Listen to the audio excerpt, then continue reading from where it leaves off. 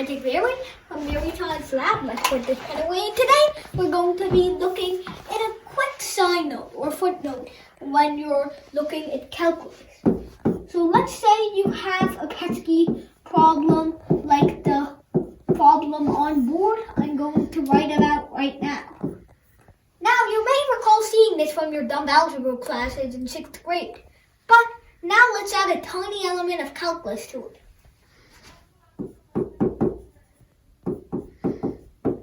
And boom, this is some calculus material.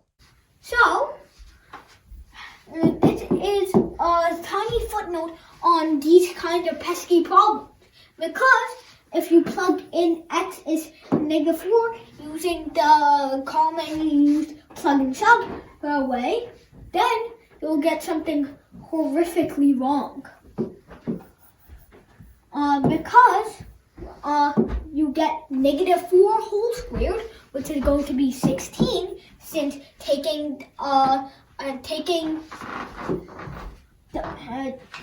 let's say you have -n and you take it to an even exponent like 2, 4, 6, or 8, and it removes the negative sign because -n times -n is +n, and then you have plus 10x.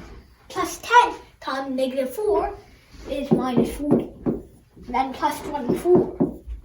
16 plus 24 is 40, giving you 0 on top. But what's even worse is on the bottom, x goes to -4. So -4 plus 4 also gives you 0, giving you a very alarming 0/0, which you probably need to pay a little attention to if you still want to be in the field of calculus. So,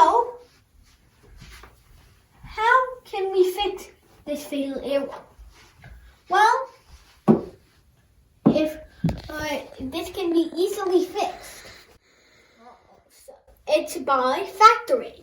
You probably know what factoring is.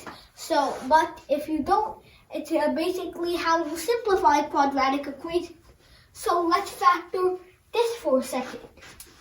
So if we write this expression again in factoring. So we need to find a common factor between 10 and 24, which gives us AC and B. So A, x squared plus B, which is 10, and C is 24. So that means AC is going to be 24 and B is 10. So you have to find something that adds up to 10 and multiplies to 24, which would be 4 and 6, because 4 times 6 is equal to 24, and 4 plus 6 is 10.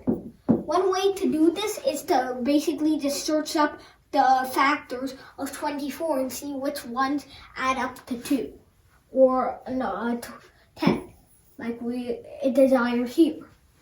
So, now we know that 4 and 6 are these magical numbers.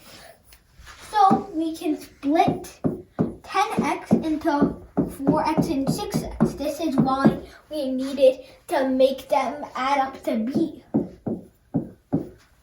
Now we have to factor, which is why we made them multiply to A and A times C.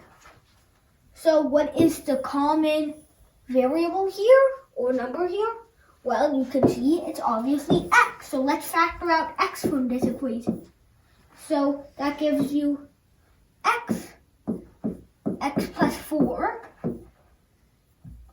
minus, now what's in common with these two? Well, you could say 6.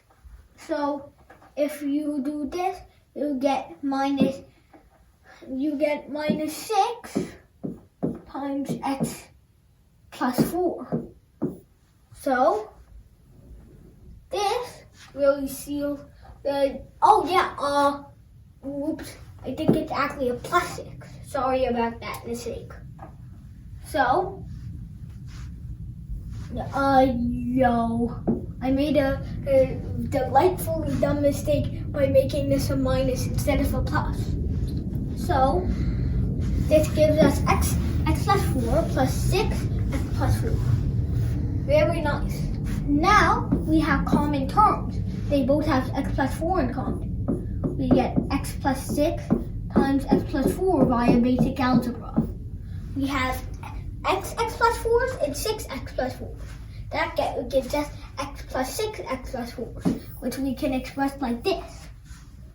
Okay, so now that we're done with the factoring part, we get into more basic algebra. So, now you see we have two factors in common, which we can easily cancel out, leaving us with x plus 6. Now we can apply the plug and chug method with the limit.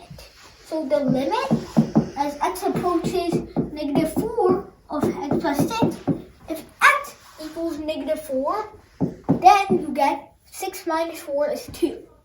Thank you everybody for watching this little note you could take if you need to solve a pesky calculus problem with a quadratic or polynomial like this. And I'll see you next time. This video was sponsored by Brilliant, which has thousands of courses on learning. Check it out. Bye.